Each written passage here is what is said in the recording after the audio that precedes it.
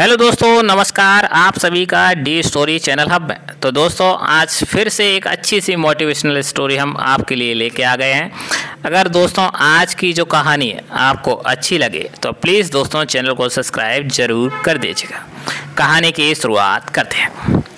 राकेश जी अपने पुराने स्कूटर पर किक मार रहे थे, लेकिन वह स्टार्ट नहीं हो रहा था। इधर ड्यूटी पर जाने के लिए देर हो रही थी। तभी सामने से एक कार तेजी से आकर उनके पास रुकी। पापा, कब तक इस खटारा स्कूटर को चलाते रहोगे? चलो मेरे साथ, मैं आपको ऑफिस छोड़ देता हूँ। बेटे की बात सुनकर राकेश जी, दोस्तों अभी तक चैनल को सब्सक्राइब नहीं किया है तो कर लीजिए। अब कहानी का पूरा फॉर्मेट चालू हो गया है। ने अनसुना कर दिया और स्कूटर पर किक मारते रहे। उनका बेटा आशीष बड़बड़ाता हुआ चला गया। दरवाजे के पास खड़ी राकेश जी की पत्नी गायत्री जी ने कहा, जब वो कह रहा था तो चले जाते। राकेश जी ने रुमाल निकालकर माथे का पसीना पोंछा और बोले, दोबारा कभी उसकी वकील बनने की कोशिश मत करना। गायत्री जी चुप हो गई। राकेश जी का स्कूटर स्टार्ट हो गया। उन्होंने एक बार गायत्री जी की ओर और देखा और ऑफिस के लिए निकल पड़े। अभी 2 साल पहले ही आशीष की शादी की थी। शादी के बाद से ही आशीष और उसकी पत्नी शैलजा का व्यवहार बदल गया। दोनों अलग हो गए। वो तो अच्छा हुआ राकेश जी ने बेटे की बात मानकर जॉब नहीं छोड़ी, वरना आज भूखे मरते। इधर शाम को जब आशीष घर पहुंचा तो शैलजा गुस्से से बोली, हो गई तसल्ली? करा ली बेइज्जती? गली में सब देख रहे थे और तुम्हारे पापा जैसे उन्हें तो सोच ही रखा है कि तुम्हारी बेइज्जती करने का है। आशीष को भी गुस्सा आ गया, रहा नहीं गया। वो बोला, तुम ठीक कह रही हो, मैं कल ही मकान ढूंढता हूँ। अब हम यहाँ नहीं रहेंगे। 2 दिन बाद ही वो अब अपने नए घर में शिफ्ट हो गए। गायत्री जी रो रही थी। अलग था तो क्या हुआ, कम से कम सामने तो रहता था। उन्होंने राकेश जी की ओर देखते हुए कहा। राकेश जी कुछ नहीं बोले। राकेश जी जैसे जिंदा दिल इंसान जिन्होंने अपनी छोटी सी नौकरी में पैसे बचाकर और कर्ज लेकर आशीष को पढ़ाया। जब वह सरकारी अफसर बना तो राकेश जी को लगा जैसे उनका जीवन सफल हो गया हो।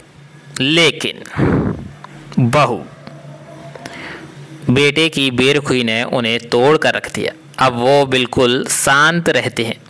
बस उन्हें एक ही चिंता थी कि उनके बाद गायत्री का क्या होगा। कई महीनों बाद आशीष अपनी माँ से मिलने आया। आशीष को देख गायत्री जी बहुत खुश हुई। आशीष बोला, मम्मी तुम्हारी बहू प्रेग्नेंट है। हम चाहते हैं कि आप और पापा हमारे साथ रहो। शैलजा बहुत परेशान है। गायत्री जी ने राकेश जी की ओर देखा, लेकिन उन्होंने जाने से साफ इनकार कर दिया। आशीष जानता था पापा कभी नहीं मानेंगे। उसने मम्मी से कहा, तुम चलो मम्मी। गायत्री जी ने कहा, बेटा तेरे पापा का ध्यान कौन रखेगा? एक काम करो, तुम दोनों वापस आ जाओ। शैलजा की देखभाल भी कर लूँगी और इनका भी कोई परेशानी नहीं होगी। तभी राकेश जी ने लगभग चिल्लाते हुए कहा, इसका पोर्शन मैंने किराए पर दे दिया है।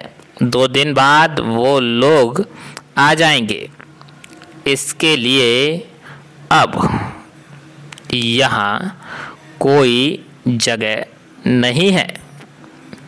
पापा की बात सुनकर आशीष निराश होकर चल गया।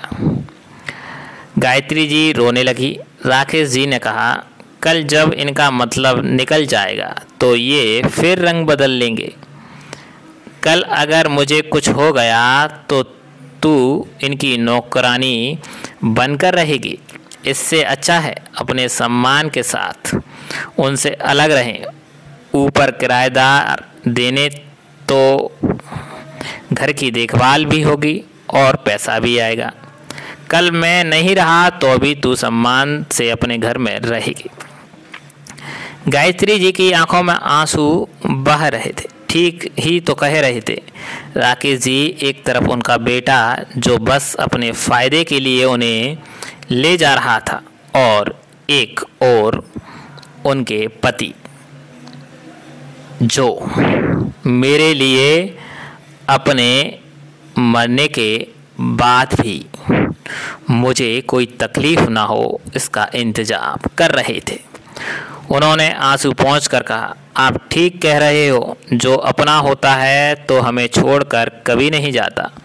आज से नई ज़िंदगी की शुरुआत करते हैं जहां बस हम दोनों एक दूसरे का साथ निभाएंगे। यह सुनकर राकेश जी के चेहरे पर कई सालों बाद आज मुस्कुराहट आई थी।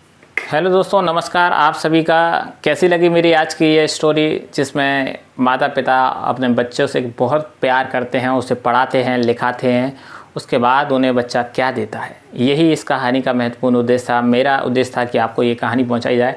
हमें गलत नहीं करना चाहिए, चाहे वो मैं एज वाला हूँ या आपके एज वाले हैं। हमें अपने बच्चों को अच्छे से प्यार संस्कार दिए हैं। उन बच्चों का भी दायित्व बनता है कि अपने माता पिता को हमेशा सुखी रखें। सुखी का अर्थात ये नहीं होता है कि आप उन्हें सुख सुविधा दें। आप उनके पास हैं, वही उनकी सुख सुविधा है। आप उनके हाथ में हाथ मिला के काम कर रहे हैं, आप उनके साथ हर फैसले में खड़े हैं। यही वो साथ है, प्यार है, जिससे वो खुश रहते हैं। भौतिक चीज़ों से खुश होना साथ देने जैसा नहीं होता है।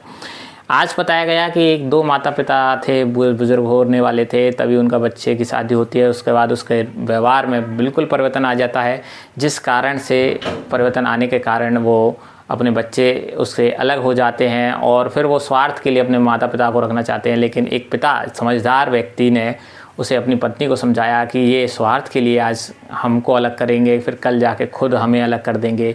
इस तरह से जीवन को हम दूसरे को दुख से महसूस करा देंगे। इसीलिए ये वीडियो बनाया गया है। दोस्तों, आज का वीडियो अगर आपको अच्छा लगा हो, आज की स्टोरी अगर आपको अच्छी लगी हो, तो दोस्तों चैनल को ज़रूर सब्सक्राइब कीजिए, लाइक कीजिए, कमेंट में ढेर सारा प्यार दीजिए, जिससे हम और भी अच्छी इसी तरह की स्टोरियाँ ला सकें और आपके सामने रख सकें। धन्यवाद।